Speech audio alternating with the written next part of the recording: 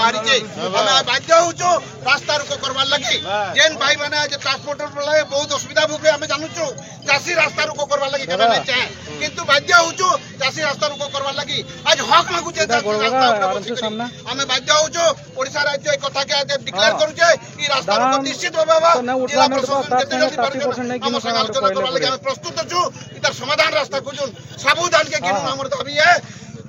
are हम cancel हम market yard जी token registration है सबुधान के घिनला